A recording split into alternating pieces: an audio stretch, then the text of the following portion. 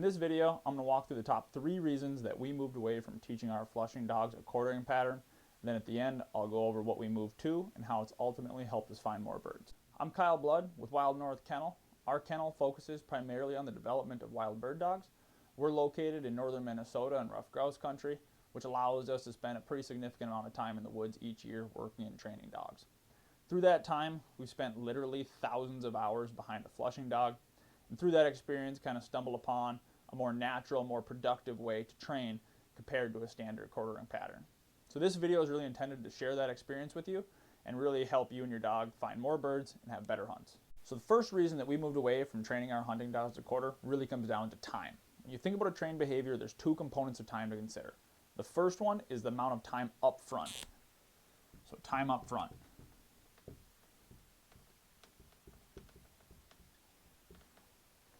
Any trained behavior takes an initial amount of time to go from 0 to 1 and get your dog to actually start doing it. The second component is the time it takes to actually maintain the behavior. The classic example of this, especially in retrieving breeds, is steadiness. So during the training season, you spend a whole bunch of time getting your dog steady through shot, fall, whatever level of steadiness you got them to. And then during the hunting season, that steadiness might start to slip a little bit. Pretty soon your dog's creeping or maybe breaking altogether. What's happening there is the dog is reverting back to a more natural behavior, which isn't being steady. And the reason that happens is your focus went from purely on training to purely on hunting, or maybe at least a portion on hunting, which means there's not as much time spent making really small corrections on that behavior. And because of that, your dog slowly starts reverting back to its natural behavior. So with any trained behavior, you have these 2 portions of time. Quartering is no different. To maintain a proper quartering pattern, you have a whole bunch of time up front to actually teach that pattern, and then you got constant maintenance for the rest of that dog's life to ensure that it's doing it. The second reason that we moved away from teaching our flushers to quarter really comes down to reliance.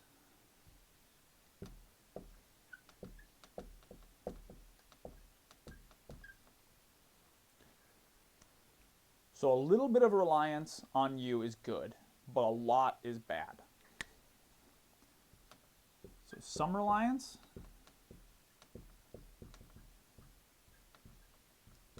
is good. Over-reliance is bad. And so what do I mean by this? So we do need our dogs to hunt with us, which means there has to be some level of reliance where they're moving with us and looking to us for some amount of direction. That can quickly become over-reliance if your dog is spending more time worried about what you're doing or what it's supposed to be doing compared to looking for birds. So I had a lab that I spent a lot of time training for retriever field trials. One of the keys to success in those trials is a heavy reliance on you, especially when you consider running blinds and things like that. And so the first 3-4 years of that dog's life, that was the main training he got. A lot of control, a lot of reliance on me. As I got more into the upland world and spending more time hunting upland birds, it required a different skill set. Part of the skills that was required was a sit to flush. So that's where the flushing dog goes in, flushes the bird, and then sits to flush. From there, you can train whatever level of steadiness that you want, whether it's fall or shot or whatever. But that dog does need to sit and watch that bird. So because of the heavy reliance and training that he went through for field trials, what I actually experienced was he would go and flush the bird, and then he would turn and sit and look at me, staring completely at me and away from the bird. So he was taking his eyes completely off the bird due to the heavy reliance that I had developed for his field trial training. So we actually had to spend a lot of time undoing some of that training because that reliance was so heavy and so programmed into him. So some reliance working with you is really good, but over-reliance can be bad. And quartering has a tendency to almost become an over-reliance type activity, where that dog, because you've spent so much time working on its pattern, is looking to you and making sure that it's in the right spot rather than focusing on what it should be, which is finding birds.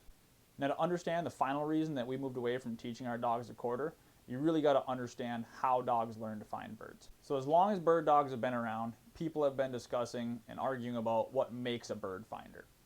So through reading every old dog training book that I can get my hands on, talking with mentors or really, really accomplished trainers, as well as my own observations, kind of boiled down what I currently believe makes a bird finder into 4 things. So the first step to becoming a bird finder is they have to first find a bird. And this might seem counterintuitive, but typically out of the gate, it happens by accident. So you have a young dog running around in cover, or an inexperienced dog, and they stumble into a bird completely by accident. If we've done a good job with bird introduction, that experience of bumping into a bird becomes extremely positive, and they start making some connections. So the second thing that happens then is they relate the bird to cover. So once they start relating birds to a specific type of cover, they start looking for more of that cover. And if you've ever spent time with a dog that really understands cover, it could not be more obvious that they actually seek out certain types of cover. The first time I really experienced this, we were on the prairie, training on prairie chickens, and I brought my short hair with, who was probably 2 at the time, and up until this point had spent his whole entire life in the grouse woods, so all he knew was thick brush and trees and all that. So the prairie was a completely new beast to him. So we were running with a few other dogs that had spent a majority of their lives on the prairie. And so when we released the dogs that understood the prairie cover really well started ranging out and making these big casts. And what my short hair did is he actually found the closest patch of brush that he possibly could and started hunting that. That's because that's all he knew as far as where birds lived. He had only ever found birds in brush, so he started seeking out that cover. So as your dog starts to seek out the type of cover where it's regularly finding birds, naturally it starts spending more time in that type of cover. And as they spend more time in prime cover, they find more birds and the cycle's completed. So the main reason that we moved away from training our flushing dogs to quarter is because in a strict quartering pattern, this cycle actually falls apart. So in a strict quartering pattern, your dog is still going to find birds as long as you're in good cover. They're still going to relate the birds to the type of cover that they're finding them in, because dogs are smart and that's what they're naturally going to do. They're still going to go look for that type of cover, but because we're asking them to quarter strictly, they don't get to spend more time in prime cover. Lots of times what happens is, as you're walking and there's a good piece of cover to your right, if they're not coming back in front of us, we're actually making some sort of training correction to get them to quarter properly. In that case, we're actually pulling them out of good cover and putting them into barren land. Because of that, we actually find less birds, and our dogs don't get to reach their full potential because they don't get to keep working through the learning process.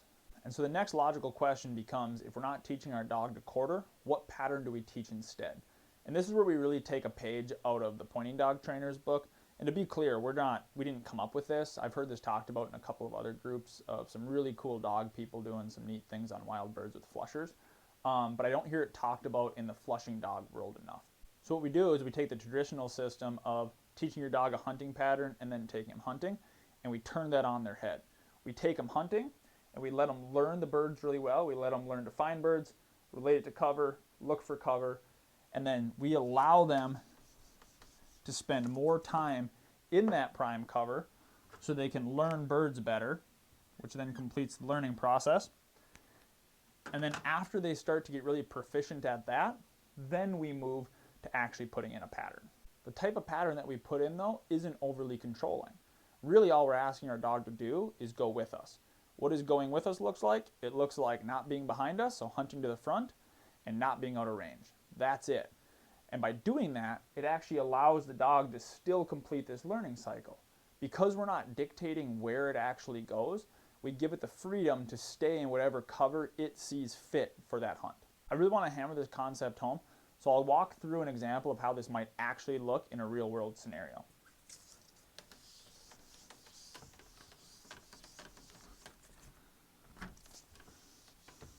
So in a hunting scenario,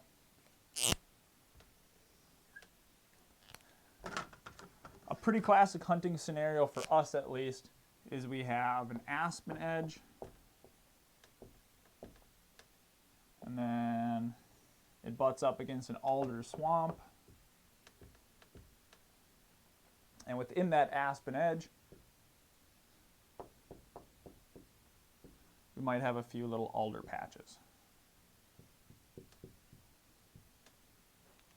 So if we're the hunter here, we might pick a path through this cover that looks something like this. Now a dog taught to strictly quarter, he might come out and he'll run a nice quartering pattern along this whole piece. And so this looks pretty good on paper, right? He hit this piece of alder, he hit this piece of alder, he was up against here, and he was within shooting range the whole time. And this dog very likely found birds. And what we know about birds is they're typically on edges. So here is a more likely place, this whole edge, pretty likely place to find birds, as well as this one. And the dog looks like he covered it pretty good. So this is a dog that would be strictly trained to quarter. So what would it look like for a dog that wasn't trained to quarter, but instead really understood where birds lived and how to find them? So we'll draw the exact same example on the other side. So the dog that really understands cover and isn't trained to strictly quarter is going to spend more time in the prime cover. Where is the prime cover? This edge, and this edge. So this dog's hunting pattern might look something more like this. You get on this edge, work the edge, work that edge, keep working this alder edge, come over here, hit that one,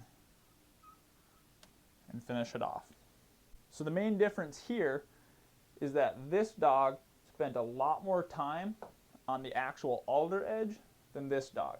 So in this instance, this cast is essentially empty, as well as parts of this cast, because this area of aspen probably doesn't hold the same number of birds as these edges. This dog, understanding that birds live on edges, in thick cover, on transitions, spent a vast majority of his time in the right type of cover. 9 times out of 10, this dog produced more birds than this dog on the hunt. And that's really just comes down to how it understood cover and where it chose to spend the time. Rather than being so worried about the pattern that it's running and worrying more about the dog's hunting with us and letting it naturally do what it would do to find birds, we actually get an easier way to train and more productive because that dog gets to continue to learn birds throughout its life. Through this process, we found our dogs to be a lot more productive and the amount of time that it takes us to maintain the behavior to be a lot less. So if you find yourself watching this and wondering what it takes for a dog to go from inexperienced to understanding cover to this level, we actually made a video on the 7 stages that a dog goes through when it's learning to become a bird finder. You can find that video here. Otherwise, appreciate you watching.